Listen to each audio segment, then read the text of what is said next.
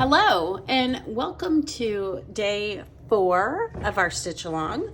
We are going to finish this leaf here and then get started on the left hand leaf.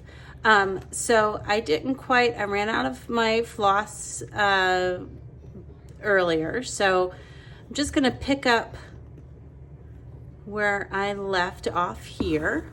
Now, you'll remember at this stage of the game, it becomes a bit more of a satin stitch because we're not crossing over the sides of the leaf. So it's less of a fishbone and more of a satin stitch. You can still somewhat cross over here with your stitches so that there's a slight kind of overlaying effect. If you want to do that, you don't have to. Again, one of the things I love about embroidery is that it's all different from one another. No one's is going to be exactly alike.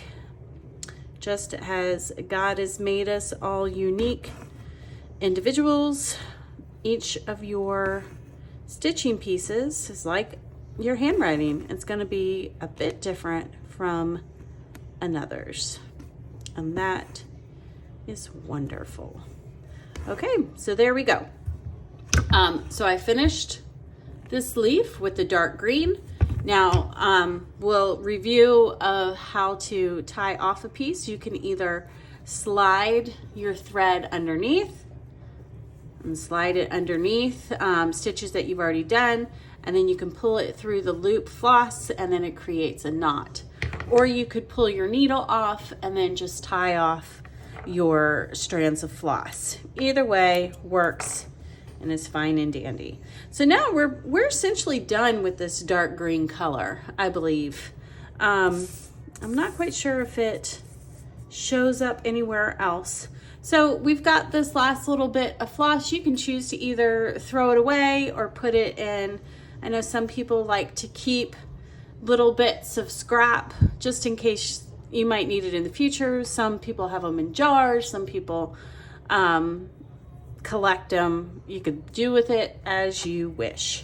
All right, so now we're going to move on to the light green color. Now, let me see if I can. Okay, so here we are with the light green. We'll just go through the steps of prepping your needle and your floss for your next step of the project. So if you remember, I like to pull, it's almost 2 or 3, I guess, lengths of floss here, but again, it's from the tip of my nose to the tip of my finger. That's generally a good length to snip. So you cut your floss. If you remember that one length has 6 different, I'll put it in my hair. So it has the 6 different strands. We're continuing to use 3 strands of floss here. Now I am pulling with my left and my right hand. I want to keep it the central straight down so that it doesn't get all tangled up. So now we've got the 3 and the 3. So we'll put some to the side and we will thread our needle.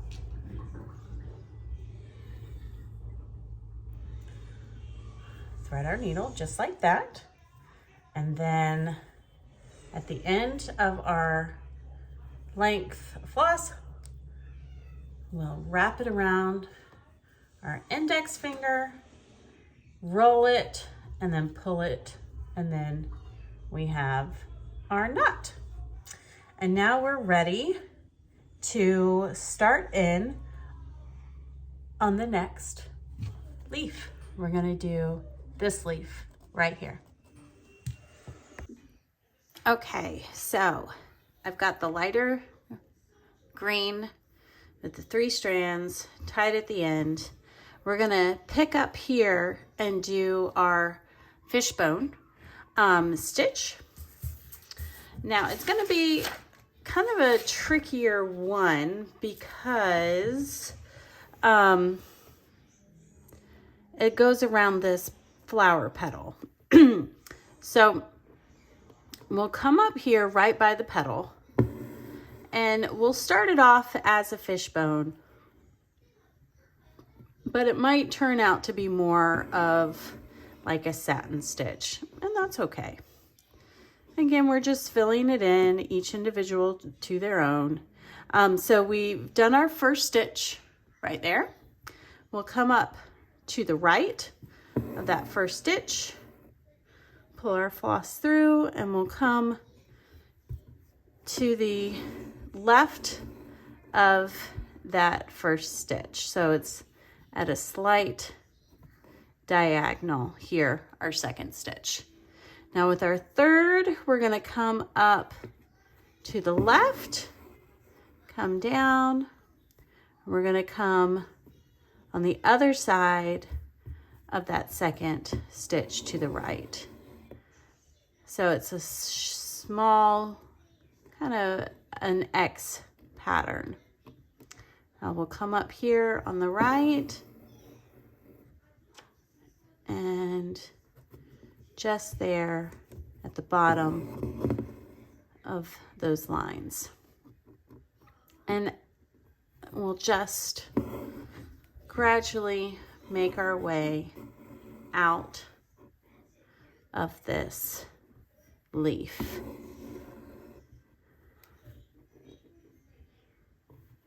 Again, this is a time where I'm happy to let you and film and let you watch all that I'm doing, but I don't know how interesting that might be. Oops, I did my shortening trick there. I started at the bottom and went up, and now I'm gonna go right beside where that stitch ended and come back down. So I've done 2 stitches on the left side.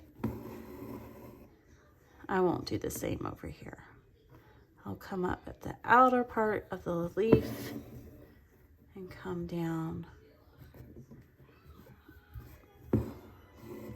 cross over some of the ones that have already been done. I'll go to the outer part of the leaf and come down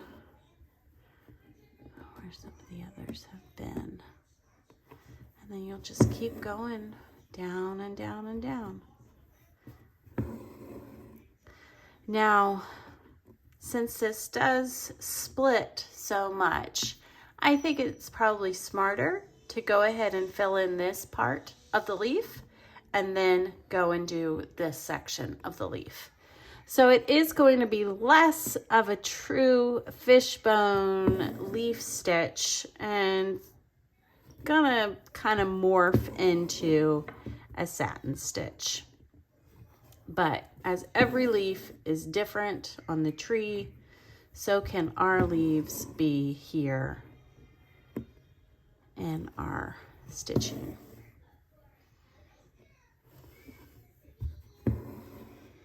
Okay, I think I will just switch over to a time-lapse video of this for you to watch. And I think that was all that I have scheduled for us to do today on the 4th day of our stitch along, as to finish this leaf and to work on these leaves. All right, hope you guys have a wonderful day, and I pray that everyone is having a good Easter season as we dwell on the sacrifice of our Savior and the life that he brings to us and the light that he brings in the midst of the darkness.